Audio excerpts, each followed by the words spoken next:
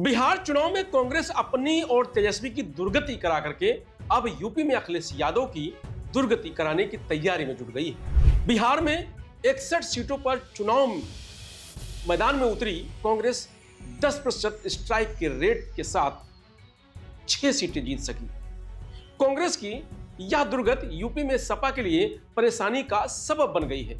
बिहार की तरह यूपी में भी महागठबंधन का सामना भाजपा के एनडीए गठबंधन के साथ होना है। बिहार में राजद की तरह यूपी में सपा का भी मूल जनाधार यमुनाई समीकरण ही है।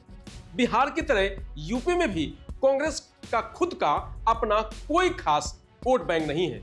यही वह पहलू है जिसकी वजह से सपा यूपी में कोई रिस्क नहीं उठाना चाहती। सपा के एक बड़े नेता का दावा है कि पार्टी यूपी विधानसभा में 340 सीटों पर चुनाव लड़ने की तैयारी कर रही है। मतलब सहयोगियों के लिए अब अधिकतम 63 सीटें ही समाजवादी पार्टी छोड़ने को तैयार है, जबकि कांग्रेस खुद यूपी के 75 जिलों में सीटों की दावेदारी कर रही है। आखिर सपा खुद क्यों 340 सीटों पर चुनाव लड़ना चाहती है? कांग्रेस की यूपी में राजनीतिक हैसियत क्या वाकई 63 सीटों से अधिक नहीं है? सपा ने 2022 का यूपी विधानसभा चुनाव गठबंधन में लड़ा था। तब उसके गठबंधन में 2 बड़े सहयोगी थे। पहला राष्ट्रीय लोक दल, जिसे 33 सीटें मिली थी। दूसरा बड़ा सहयोगी दल सुभाषपा थी, जिसे 17 सीटें मिली थी। 10 अन्य सीटों में 5 अपना दल कैमरावादी, शिवपाल यादव की पार्टी को 1, महान दल को 2, जनवादी पार्टी व राकपा को 1-1 सीट समझौते में मिली थी। अपना दल कैमरावादी की पल्लवी पटेल सपा के सिंबल पर चुनाव लड़ी थी। शिवपाल की पार्टी का अब सपा में विलय हो चुका है। इस हिसाब से सपा सहयोगियों के लिए 50 से 60 सीट छोड़ सकती है। मतलब सपा खुद 340 सीट पर चुनाव लड़ेगी। सपा के एक नेता बताते हैं कि सहयोगियों को संगठन की जमीनी हकीकत के आधार पर सीट मिलेगी। सपा के एक बड़े नेता का दावा है कि कांग्रेस भले ही खुले तौर पर 100 से 125 सीटों पर लड़ने की बात करती हो, लेकिन वह प्रदेश के सभी 75 जिलों में न्यूनतम 1-1 विधानसभा पर चुनाव लड़ना चाहती है, जिससे उसकी मौजूदगी पूरे प्रदेश में दर्ज हो। पर यहां दिक्कतें ये हैं कि आजमगढ़, अंबेडकर नगर, कौशाम्बी व शामली में सभी सीटें समाजवादी पार्टी ने जीती थी। ऐसे में यहां कांग्रेस को सीट देना उसके लिए मुश्किल होगा। कांग्रेस अमेठी व रायबरेली लोकसभा की सभी 10 विधानसभाओं पर चुनाव लड़ना चाहती है। यहां भी सपा के विधायक हैं। इसकी वजह से ये मांग भी कांग्रेस की पूरी नहीं हो पाएगी। सपा इस बार पीडीए के फार्मूले पर सहयोगियों को साधने में जुटी हुई है। पल्लवी पटेल के अपना दल कैमरावादी के हालिया बयानों के चलते अभी तय नहीं हुआ है कि यह गठबंधन आगे बना रहेगा या नहीं। हालांकि पिछले दिनों सपा मुखिया अखिलेश यादव ने पार्टी की एक बैठक में पल्लवी पटेल को संकेतों में यह कहते हुए ऑफर दिया था कि इस बार आपका ज्यादा ख्याल रखा जाएगा। गठबंधन होगा तो 8 सीटों तक उन्हें मिल सकती हैं। 340 सपा लड़ती है तो सिर्फ 55 सीटें ही बचती हैं। दूसरा आधार 2022 का विधानसभा और 2024 का लोकसभा चुनाव में प्रदर्शन है। 2022 में कांग्रेस ने अकेले 399 सीटों पर चुनाव लड़ा था। फरेंदा और रामपुर खास से उसके 2 प्रत्याशी, एक वीरेंद्र चौधरी और दूसरी आराधना मिश्रा मोना ही जीत पाई थी, जबकि 4 सीटों पर वह नंबर 2 पर रही थी। पूरे प्रदेश में कुल 21,51,234 वोट मिले थे। ये कुल 2.33% था। मतलब यूपी में कांग्रेस का जनाधार 2 से 3% के बीच ही बचा है। 2024 के लोकसभा में कांग्रेस सपा के साथ गठबंधन में उतरी थी। तब उसे 17 सीटें मिली थी। 6 पर कांग्रेस को जीत मिली थी, जबकि इतने ही सीट पर उसने टक्कर दी थी। 5 सीट पर वह बड़े अंतर से हारी थी। महागठबंधन में चुनाव लड़ने से कांग्रेस का वोट बैंक बढ़कर 9.46% पहुंचा था। इन 17 लोकसभा में विधानसभा की 85 सीटें हैं। विधानसभावार कांग्रेस को 85 में से 39 सीटों पर बढ़त मिली थी। मतलब लोकसभा के पैटर्न पर महागठबंधन को वोट मिले तो कांग्रेस ये 39 सीटें जीत सकती है। पर पेच ये है कि इसमें भी कई पर मौजूदा समय में सपा के विधायक हैं। सपा कम से कम अपने मौजूदा विधायकों वाली और करीबी अंतर से हारी सीटों को सहयोगी दलों को नहीं सौंपेगी। सपा के साथ 2022 में सहयोगी के तौर पर चुनाव लड़े रालोद और सुभाषपा अब उससे अलग होकर एनडीए का हिस्सा बन चुके हैं। ऐसे में उनके खातों की 50 सीटें बचती हैं। सपा को ये सीटें कांग्रेस को देने में कोई समस्या नहीं आएगी।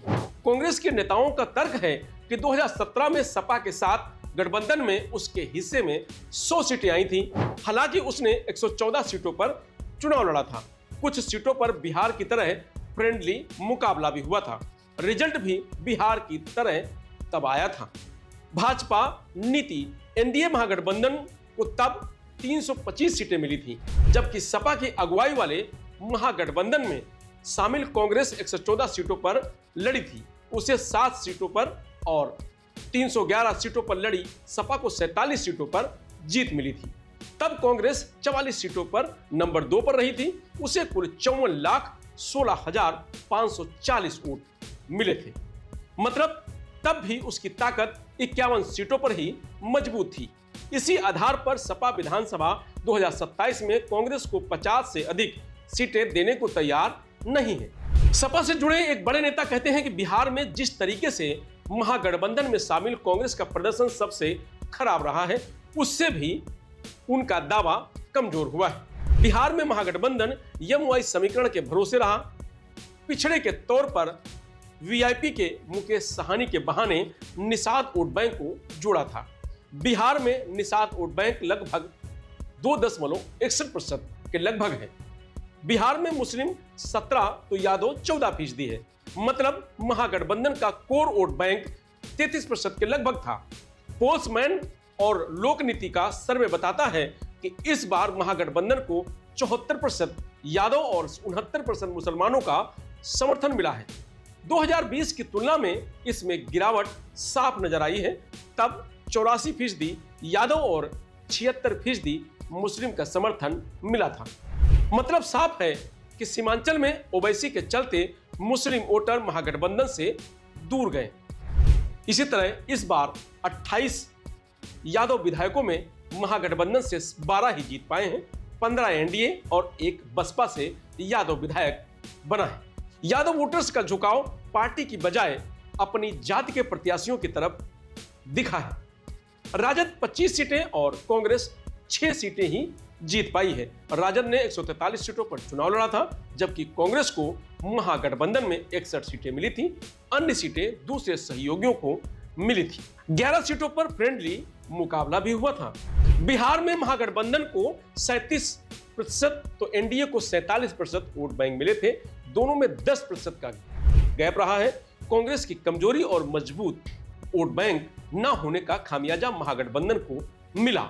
यही कारण है कि यूपी में सपा भी कांग्रेस को अधिक सीटें नहीं देना चाहती।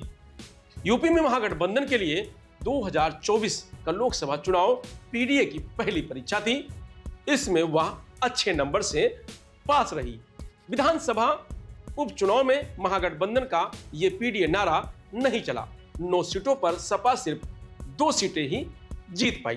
2024 लोकसभा में बसपा का प्रदर्शन निराशाजनक रहा था, पर बसपा प्रमुख मायावती की सक्रियता और 9 अक्टूबर की रैली के बाद बसपा का कोर वोट बैंक फिर से जाग गया है। मतलब दलितों का वोट बसपा की बजाय किसी और के पाले में जाना मुश्किल होगा।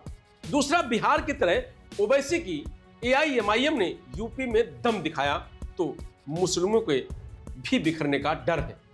अब बची बात पिछड़ों की, तो भाजपा ने सुभाषपा को फिर से अपने पाले में लाकर इस समीकरण को मजबूत किया है।